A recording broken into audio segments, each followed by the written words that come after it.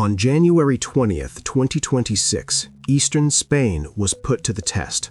A powerful storm, known as Storm Harry, rolled in from the Mediterranean, bringing weather conditions far more intense than anyone expected for this time of year. What followed was a dangerous mix of violent seas, relentless rain, and widespread flooding along the Catalan coastline. The first warning signs appeared offshore. Late Monday night, strong easterly winds began whipping the Mediterranean into a frenzy. Along the Costa Brava, wave heights climbed rapidly, reaching levels rarely seen in this region. Monitoring buoys recorded average waves around 20 feet, with massive surges pushing close to 30 feet, and at times even higher.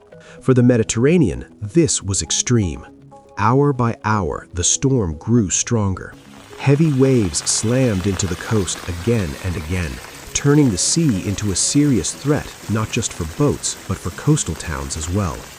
As winds shifted between east and northeast, seawater was forced inland with alarming power. In areas like Tossa de Mar, residents watched anxiously as the ocean advanced towards streets and buildings, blurring the line between sea and land. Further south along the Tarragona coast, wave heights in open waters remained well above normal, proving that this wasn't a localized event, it was a regional emergency.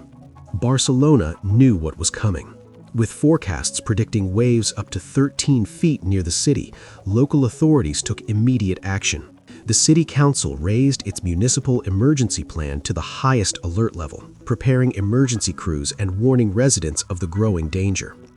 By the time the storm peaked, eastern Spain was facing flash floods, river overflows, storm surges, and a full-scale emergency response. Storm Harry wasn't just another winter system. It was a reminder of how quickly the Mediterranean can turn and how vulnerable even well-prepared coastlines can be when nature decides to push back. As conditions worsened, city officials moved fast. Every beach across Barcelona was shut down. Red warning flags were raised, and access to breakwaters was completely blocked to keep people out of danger. Authorities made it clear this was not a storm to take lightly. Along the coastal road between Badalona and Montgat, powerful waves caused visible damage, forcing officials to close the area entirely for pedestrians. Port police stepped in to secure the shoreline, sealing off access points from central Barcelona all the way to the Forum beaches. All water activities were immediately suspended. Surfing, paddleboarding, and every other sea sport were banned as violent winds and towering waves made the coastline extremely dangerous. At the same time, safety patrols were increased along the coast to prevent accidents and keep curious onlookers away from the water. But the danger wasn't limited to the sea. As the storm pushed inland, its impact was quickly felt in the city of Girona. Heavy rain intensified within hours, falling onto ground that was already soaked from earlier weekend storms. Water began rushing across streets as the soil could no longer absorb it. River levels started rising fast. The Onyar River, which runs directly through the heart of Girona, became the city's main concern. Officials closely monitored its flow as it surged to around 340 cubic meters per second, nearly 100 times higher than what was recorded just one day earlier. While those numbers didn't reach the historic extremes seen during the major January 2020 storm, the speed and consistency of the rise raised serious alarms. Local authorities responded quickly. Businesses along the riverbanks were ordered to shut down. Residents living on ground floors were urged to move to higher levels, and people were warned to stay far away from rivers, streams, and low-lying areas. Several municipal facilities were also temporarily closed as a precaution. By this point, Storm Harry was no longer just a coastal threat. It had become a citywide emergency, testing infrastructure, emergency services, and public safety across northeastern Spain. As the storm continued, its impact spread deep into the Empordà region. Hours of relentless rain pushed rivers and small streams dangerously close to their limits. In several areas, waterways spilled over their banks, flooding farmland and leaving serious damage across rural communities. One of the most concerning situations unfolded along the Douro River, which runs through the town of La Bisbal de Empordà.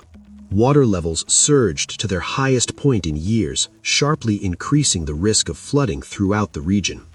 Authorities responded by placing the area under continuous surveillance, activating precautionary measures as conditions kept worsening.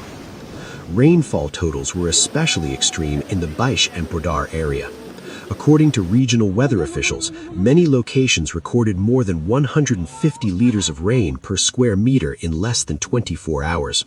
Some monitoring stations even reported amounts exceeding 200 liters, numbers rarely seen in such a short time. The rainfall measured near Tamarillo stood out as one of the most intense examples of the storm's power. This overwhelming volume of water put enormous pressure on city drainage systems and rural infrastructure alike.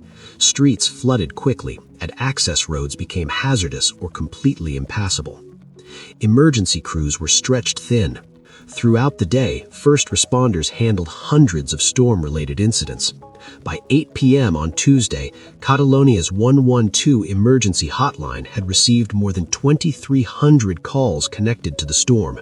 Nearly 1,700 of those were directly linked to flooding and heavy rain. Firefighters worked across the clock. Their efforts focused on evacuations, securing dangerous areas, and pumping water out of flooded zones, especially near riverbeds and low-lying neighborhoods where the risk was highest.